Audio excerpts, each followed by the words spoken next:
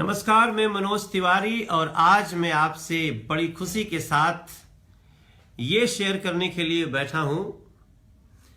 आज असली समय है भारत के यशस्वी प्रधानमंत्री श्री नरेंद्र मोदी जी के इस ऐतिहासिक आर्थिक सुधार के निर्णय का स्वागत करने का।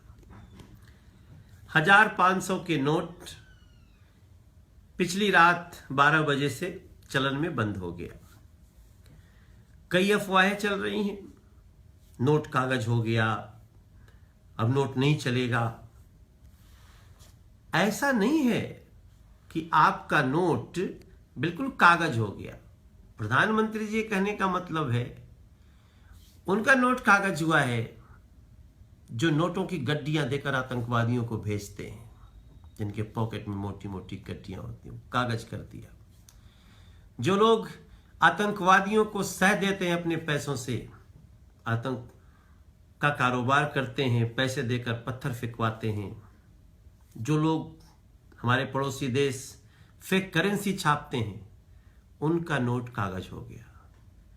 जिन लोगों ने अपने मेहनत से, अपने कौशल से पैसा कमाया है, उनका 1500 का नोट उनके लिए और हमारे देश के लिए बिल्कुल वैसे ही इंपॉर्टेंट है जैसे आने वाली नई करेंसी होगी। सिर्फ आपको मार्केट में न चला करके अब उसको बैंक में जमा करा देना है और उसकी कोई लिमिट नहीं है। आपके पास जितना भी 1500 का नोट है, आप बैंक में जाइए, उसको जमा करा दीजिए। आपका पैसे का जो वैल्यू है और मजबूत होकर आपके बैंक में रहेगा। निकालने की राशि अभी उसको सीमित की गई है, क्योंकि नई करेंसी, अब 500 का नोट भी नोट बंद नहीं हो रहा है, 500 का नया नोट आ रहा है जिसको फेक करेंसी छापना मुश्किल है, जिसको टेररिस्ट नहीं पा पाएंगे। और 1000 नहीं, अब तो 2000 के नोट मिलेंगे आपको। तो ये तो चिंता ही ना करिए कि आपका 1500 का नोट खराब हो गया।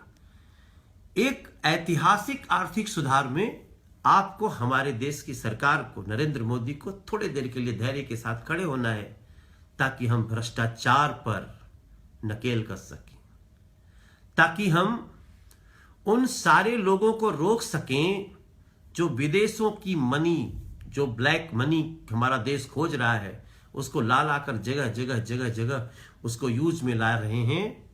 उनको हमें पकड़ना है और मुझे पूरा विश्वास है हमारा देश ऐसे समय में एकजुट खड़ा होगा। कुछ जगह तो अभी भी आप 1500 का नोट यूज कर सकते हैं, प्लेन का टिकट खरीदने में, पेट्रोल पंप पे और मेट्रो में, ये सब में तो अभी भी चल रहा है, लेकिन ये सीमित समय के लिए है। अब उस नोट का बैंक तक पहुंचा करके नई करेंसी लेने का समय आ गया है और अब सही मायने में हमारे देश के गरीबों के घर तक सरकार का वो हर प्रयत्न पहुंचेगा जिसके लिए आपने नरेंद्र मोदी को देश का प्रधानमंत्री चुना है, मनोज तिवारी को अपना सांसद चुना है।